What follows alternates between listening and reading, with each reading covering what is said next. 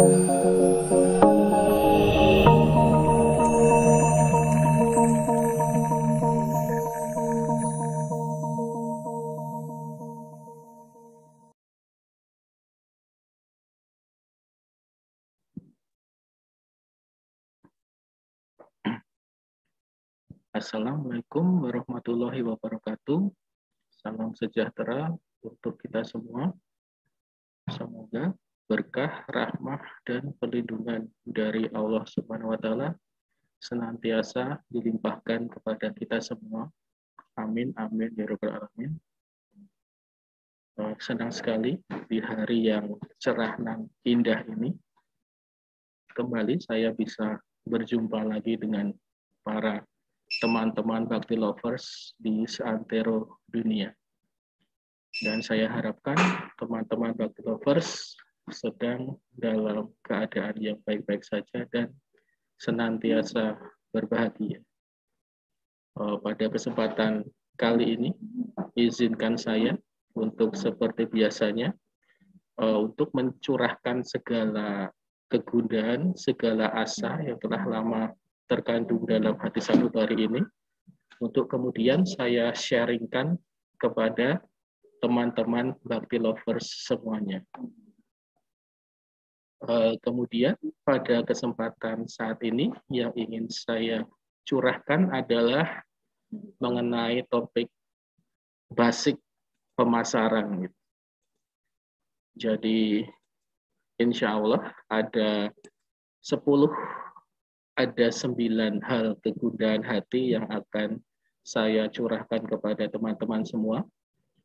Yang pertama adalah tentu saja dimulai dari pengantar pemasaran. Kemudian yang kedua, kegundahan saya mengenai perilaku konsumen. Kemudian yang ketiga dilanjutkan kegundahan tentang segmentasi, targeting, dan positioning.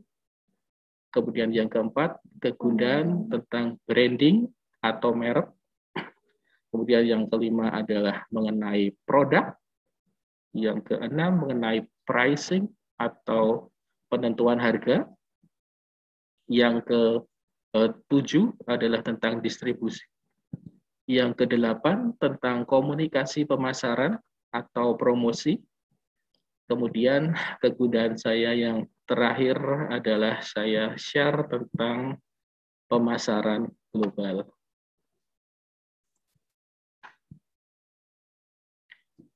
Baiklah, saya yakin teman-teman Bakti Lovers semua pasti sudah kenal saya, namun bagi mereka yang baru bergabung, perkenalkan nama saya adalah Ferry Bakti, biasa dipanggil Bakti, si Jotas, jomblo berkualitas.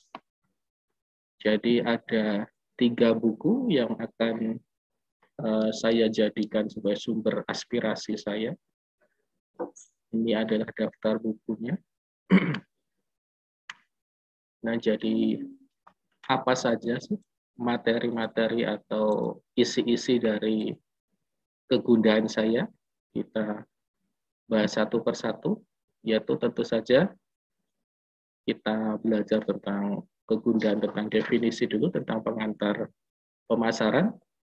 Kemudian pada kegundahan berikutnya kita akan mendengarkan tentang kegundahan tentang perilaku konsumen.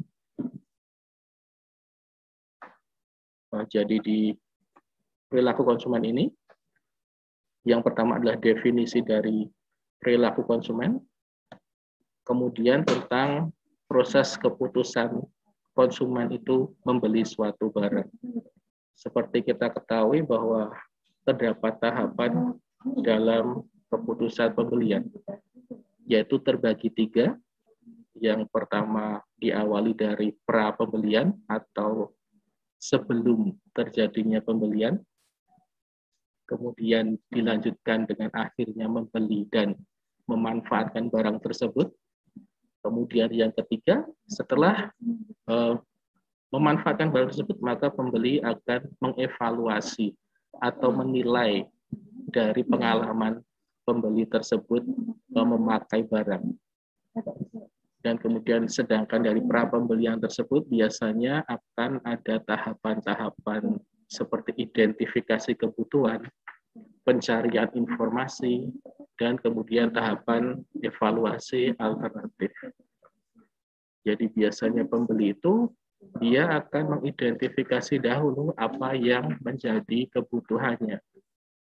Misalnya teman-temanku, teman-teman bagi loversku,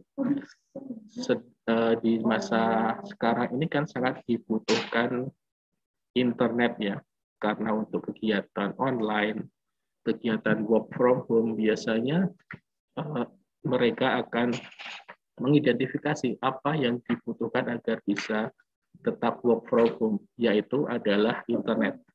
Jadi mengidentifikasi kebutuhan, mereka membutuhkan internet. Kemudian mereka mencari informasi apa yang bisa memberikan kebutuhannya tersebut. Ternyata melalui paket data internet, kuota internet.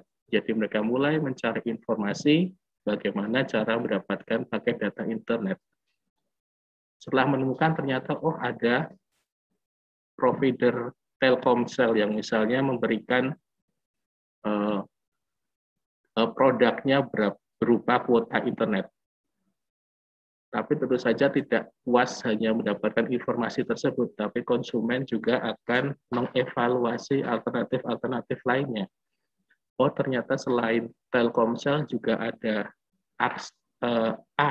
atau Axis, ternyata ada Tri yang juga menawarkan produk-produknya yang bisa menjadi alternatif yang bisa memenuhi kebutuhan pembeli. Kemudian dicarilah evaluasi manakah produk yang paling sesuai dengan kebutuhan pembeli. Ada yang menawarkan akses gratis YouTube, misalnya unlimited YouTube, menawarkan unlimited Netflix, unlimited game online misalnya. Jadi pembeli akan mengevaluasi manakah yang barang yang paling sesuai, paling bisa memenuhi kebutuhannya. Jadi itulah tahapan pra-pembelian dari pembeli. Kemudian dia melakukan konsumsi atau menggunakan barang tersebut, produk tersebut. Setelah melakukan konsumsi, mereka akan mengevaluasi, menilai, dan evaluasi ini nantinya akan berdampak pada yang namanya perilaku repurchase intention atau niat untuk membeli kembali. Jadi itulah kegundahan saya pada materi tentang perilaku konsumen. Dan tentu saja yang kedua kita akan bicara tentang konsumen bisnis juga, karena konsumen bisnis tentu saja berbeda dengan konsumen umum. Konsumen bisnis bisa terdiri dari produsen ataupun reseller, yaitu orang yang akan menjual kembali barang yang mereka beli, ataupun organisasi yang akan membeli barang untuk diproduksi atau diolah lebih lanjut lagi. Jadi konsumen yang bukan dipakai untuk dikonsumsi untuk pribadi. Nah, jadi di perilaku konsumen kita akan membahas tentang itu. Kemudian kegundahan saya berikutnya adalah tentang segmentasi, targeting, dan positioning. Tentu saja kita awali dengan definisi dulu. Di sini juga ada materi tentang segmentasi pasar, apa itu segmentasi, apa itu targeting, apa itu positioning.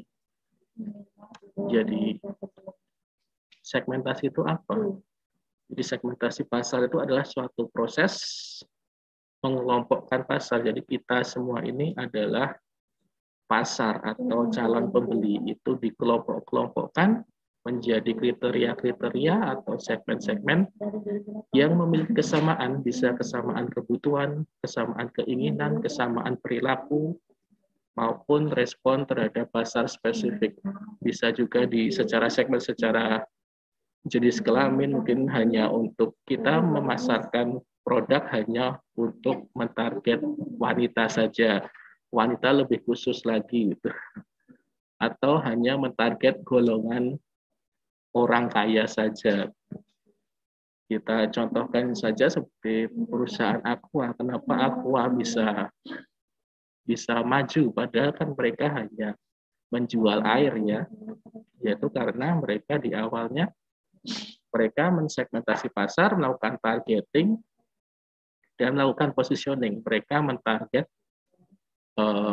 karena golongan masyarakat umum pastinya rasa aneh ya, kenapa kok bisa air lebih mahal daripada bensin. Terus saja itu akan sulit kalau dijual terhadap masyarakat yang umum. Maka perusahaan Aqua tersebut mentargetkan kalangan atas dan juga pekerja-pekerja asing karena mereka lebih menginginkan kebersihan atau higienitas dan juga kesehatan.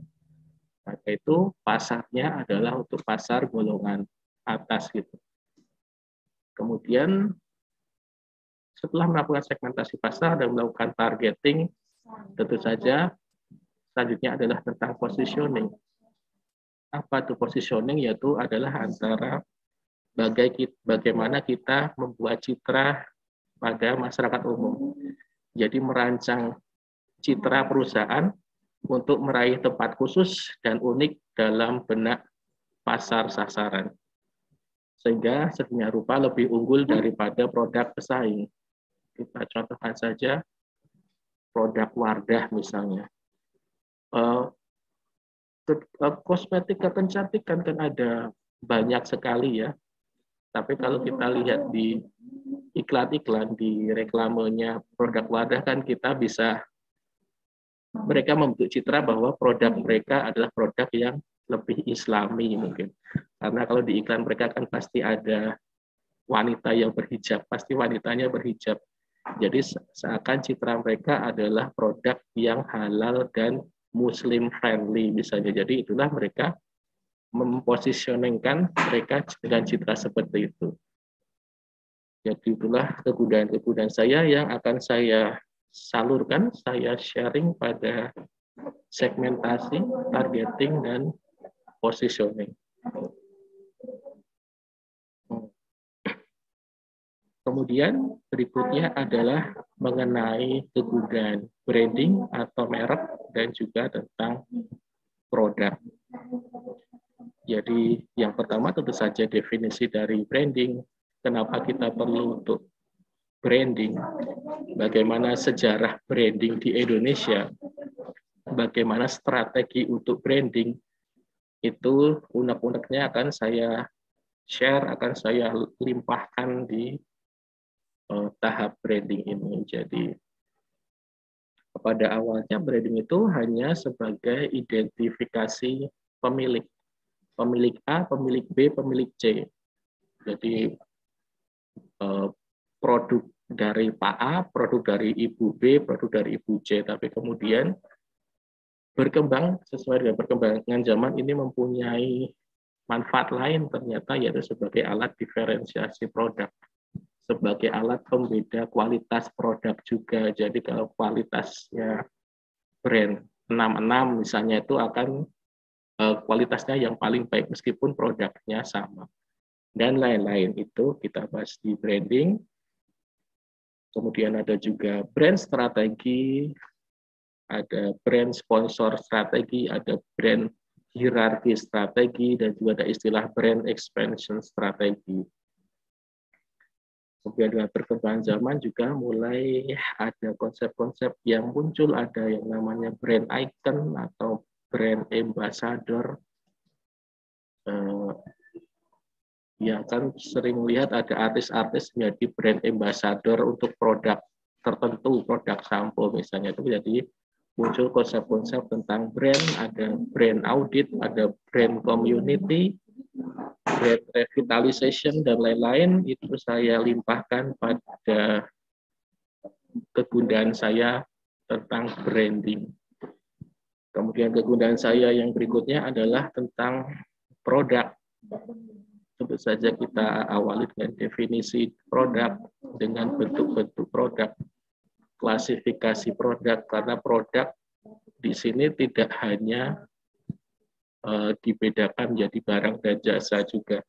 Menurut perkembangannya produk bisa, tempat pun juga bisa disebut sebagai produk, karena produk adalah segala sesuatu yang memberikan nilai dalam rangka memuaskan kebutuhan dan keinginan pelanggan. Itu bisa dikatakan sebagai produk. Bahkan ide dan informasi juga adalah suatu produk. Kemudian kita juga membahas tentang siklus hidup produk, atau kalau bahasa Inggrisnya adalah PLC, Product Life Cycle. Jadi seperti makhluk hidup yang lahir, tumbuh, berkembang, dewasa, sampai mati, bahkan produk pun juga mempunyai masa hidup atau product life cycle tadi. Saat di awal-awal diluncurkan, produk mungkin akan digemari saat lahir gitu. Lalu mencapai kedewasaan, titik tinggi. Kemudian mulai tahap penurunan di mana produk tersebut akan semakin kurang digemari oleh masyarakat umum. Maka dari itu perlu ada yang dinamakan sebagai pengembangan produk baru. Itu juga akan saya share, akan kita bahas di kegundahan produk ini. Kemudian jenis-jenis produk juga ada bermacam-macam, ada new to world product atau produk yang benar-benar baru di dunia. Ada yang namanya new product line atau new to the firm product. Kemudian ada yang namanya addition to existing product line. Ada yang namanya improvements and revision to existing product. Dan lain-lain itu juga akan kita curahkan pada bab produk. Dan juga tahap-tahap pengembangan produk. Sedangkan klasifikasi produk sendiri, kalau dilihat dari tangibility atau hal yang bisa kita raba, yang kita bisa rasakan, produk dibedakan menjadi barang dan jasa. Sedangkan dari durability, durable atau ketahanan, produk dibedakan menjadi produk yang tahan lama dan produk yang tidak tahan lama. Sedangkan diklasifikasikan berdasarkan tipe konsumen, produk dibagi menjadi dua, yaitu produk untuk konsumen dan produk untuk bisnis. Nantinya produk untuk konsumen atau B2C ini, business to konsumen, juga dibedakan lagi menjadi convenience product, shopping product, specialty product, dan juga unsold product. Sedangkan produk untuk bisnis atau B2B dibedakan lagi menjadi beberapa, menjadi produk instalasi, produk aksesoris atau aksesoris equipment, kemudian ada MRO supplies atau maintenance repair operating supplies, ini adalah produk-produk pertukangan, raw materials, business services, dan lain-lain. Ini insya Allah kita bahas di produk. Kemudian bab kegundahan saya berikutnya adalah tentang pricing atau penetapan harga, dan juga tentang distribution atau distribusi, atau bagaimana suatu barang itu sampai kepada konsumen. Nah, di bab pricing ini kenapa kok kita perlu untuk berbicara tentang pricing atau penetapan harga ini? Karena harga nantinya akan sangat berpengaruh kepada tingkat permintaan, otomatis juga akan berpengaruh kepada profitabilitas atau keuntungan, dan juga harga akan berpengaruh terhadap persepsi dari konsumen. Persepsi kan berarti kesimpulan atau pikiran dari konsumen yang telah diraba dengan panca indera, itu akan menimbulkan persepsi. Jadi untuk bisa muncul persepsi harus ada pengetahuan terlebih dahulu. Jadi harga tersebut akan berdampak pada tingkat permintaan, profitabilitas, dan persepsi konsumen. Jadi di sini kita akan bahas tentang konsep, tujuan penetapan pricing, faktor yang menentukan harga, kemudian faktor-faktor penyesuaian harga. Jadi antara lain strategi penyesuaian harga ada diskon, ada allowance atau tunjangan, atau subsidi. Kemudian ada segmented pricing atau penetapan harga yang dikategorikan. Misalnya jika untuk masyarakat miskin maka harganya juga berbeda. Misalnya untuk perempuan harganya juga berbeda, lebih segmentasi gitu. Kemudian yang keempat, strategi geographical pricing, yaitu penentuan harga berdasarkan letak geografis. Sedangkan distribusi, kita ingin tahu yang dibahas di sini insya Allah adalah tentang definisi dulu, alasan kenapa sih harus ada distribusi, saluran-saluran distribusi, kemudian ada retailing dan wholesaling. Jadi kenapa kok harus ada distribusi? Karena adanya gap atau adanya jarak atau adanya ketimpangan antara produsen dengan konsumen, baik ketimpangan berdasarkan jarak geografis, ketimpangan berdasarkan waktu, berdasarkan jumlah, komunikasi dan informasi, dan lain-lain. Itu akan kita bahas di sini. Kemudian selanjutnya adalah tentang retailing atau eceran. Eceran adalah kegiatan menjual barang kepada konsumen akhir. Konsumen akhir adalah konsumen yang menggunakan produk tersebut untuk dikonsumsi secara pribadi atau untuk rumah tangga. Jadi bukan untuk keperluan bisnis. Sedangkan wholesaling atau grosir ya kita menyebutnya itu adalah menjual produk dalam kuantitas besar kepada non konsumen akhir. Ini juga dibagi lagi menjadi independent wholesaler dan juga manufacturer own wholesaler. Ini juga akan kita bahas di distribusi. Kemudian kegunaan saya yang selanjutnya adalah kita bahas tentang komunikasi pemasaran dan juga tentang pemasaran global. Jadi di sini kita akan insya Allah tentang definisi dulu, tentang proses komunikasi pemasaran, tentang penganggaran promosi, dan lain-lain. Jadi kenapa sih harus ada komunikasi pemasaran? Jadi harus ada promosi gitu ya. Karena percuma saja kita punya produk yang bagus, diri kita hebat, tapi kalau orang lain tidak mengetahuinya, tidak mengetahui bahwa produk kita itu bagus sehingga perlu adanya promosi. Nah, di sini ada beberapa metode, misalnya ada penganggaran promosi, ada affordable method, yaitu besarnya anggaran promosi disesuaikan dengan kemampuan finansial yang dimiliki oleh perusahaan. Kemudian yang kedua adalah percentage of sales method, yaitu anggaran promosi ditetapkan berdasarkan persentase penjualan bersih. Jadi misalnya dengan anggaran promosi 2 juta misalnya, ternyata dapat menghasilkan penjualan bersih senilai 10 juta.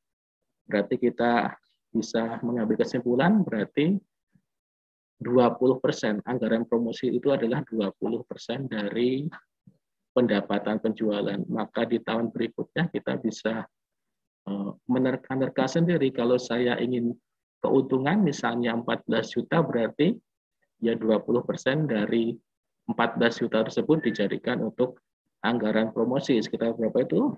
Sekitar 2.800.000. Jadi itu yang digunakan beberapa perusahaan dengan percentage of sales method. Kemudian ada juga strategi kompetitif parity method, yaitu anggaran promosi diproporsionalkan dengan anggaran yang dilakukan oleh pesaing. Jadi jangan mau kalah dengan pesaing.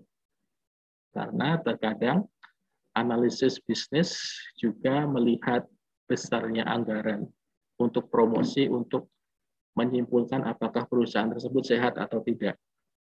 Jika tahun ini anggarannya menurun jauh daripada anggaran promosi tahun sebelumnya, maka analisis bisnis akan menyimpulkan bahwa perusahaan tersebut sedang tidak sehat. Kemudian ada juga strategi objektif and task method dan lain-lain, kita bahas di komunikasi pemasaran. Kemudian di bab kegundahan saya yang terakhir adalah tentang pemasaran global. Kita bicara tentang apa sih motivasi perusahaan harus go internasional.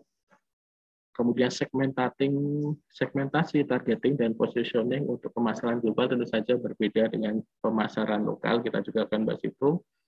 Kemudian tentang tantangan pemasaran global dan juga tentang e-marketing.